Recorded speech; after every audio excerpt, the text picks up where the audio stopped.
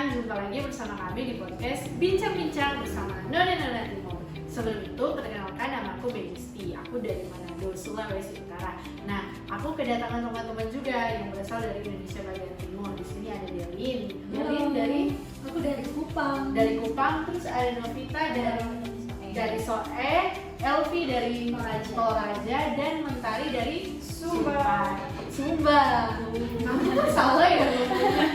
Sorry teman-teman. Nah, kita tuh semua berasal dari Indonesia bagian timur, dan saat ini kami mau membahas mengenai gereja ramah disabilitas. Nah, ini isu yang penting, hal yang penting yang harus diperhatikan oleh gereja. Nah, seperti ada isu di Manggarai Barat di mana mereka mengharapkan keberpihakan gereja Katolik untuk menyuarakan dan memperjuangkan nasib ratusan umat penyandang disabilitas.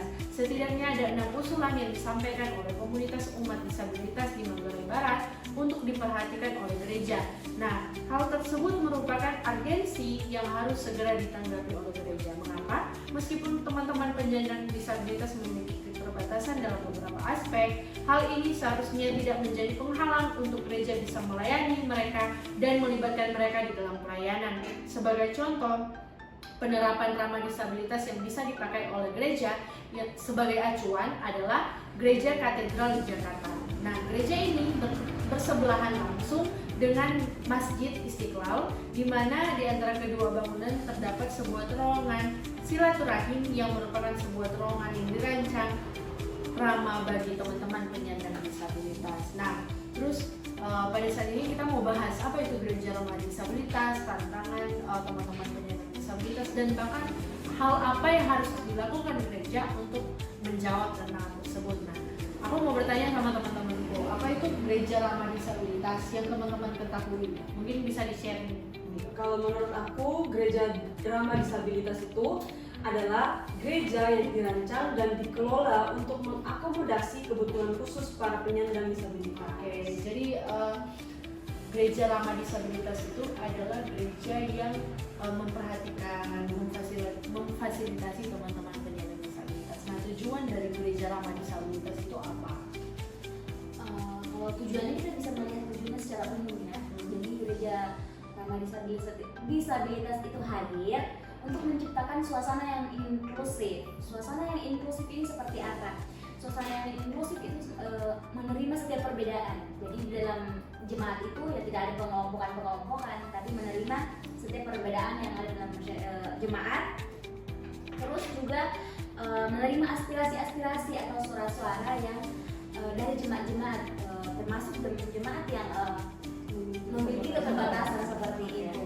Oke, jadi gereja ramah disabilitas yang inklusif artinya terbuka untuk setiap jemaat tanpa melihat keterbatasan, latar belakang orang tersebut. Jadi gereja ramah disabilitas yang inklusif ini artinya melibatkan seluruh anggota gereja begitu. Terus tantangan apa sih yang dihadapi oleh teman-teman penyandang disabilitas? Nah, kalau kayak di daerahku belum terlalu, gereja-gereja belum terlalu melihat mengenai teman-teman penyandang disabilitas, kayak memfasilitasi itu pun aku belum pernah melihat kayak di daerahku. Tapi ketika aku kesini ke tempat perantauanku di Jawa, aku melihat gereja-gereja di sini tuh sudah mulai terbuka dengan teman-teman penyandang disabilitas, kayak menyediakan fasilitas jalan begitu teman-teman. Kayak di depan gereja itu ada tangga-tangga, terus ada yang nggak ada tangga, di tengah juga. Iya, tidak ada tangganya, langsung naik begini. Oh, di situ aku awalnya bingung, ternyata itu untuk teman-teman penyandang disabilitas yang kayak menggunakan kursi roda gitu. Nah, kalau di daerah teman-teman mungkin ada tantangan teman-teman penyandang disabilitas atau kayak mungkin gereja belum memperhatikan atau bagaimana? Bisa teman-teman sharing ke aku?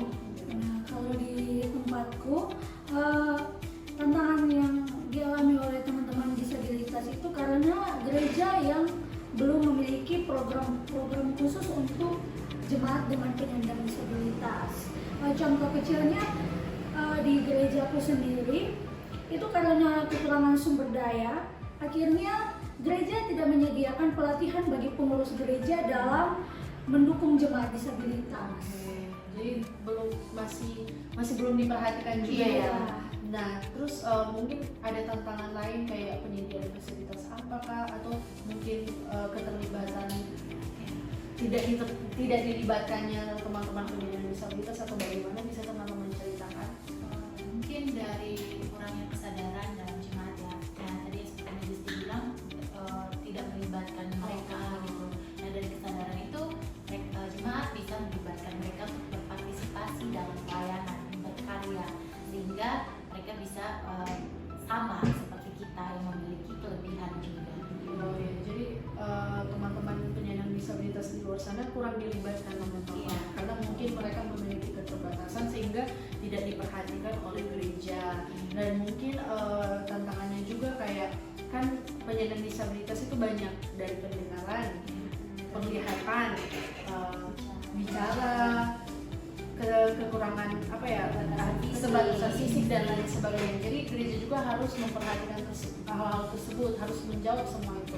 Terus dari setiap tantangan yang dialami oleh teman-teman penyandang disabilitas, apa sih yang harus dilakukan gereja untuk menjawab tantangan-tantangan teman-teman disabilitas? Coba menjawabnya, kita bisa melihat dari tantangan itu. Jadi gereja harus sadar, seperti yang dibilang tadi tadi, gereja harus sadar akan adanya tantangan yang dihadapi mereka.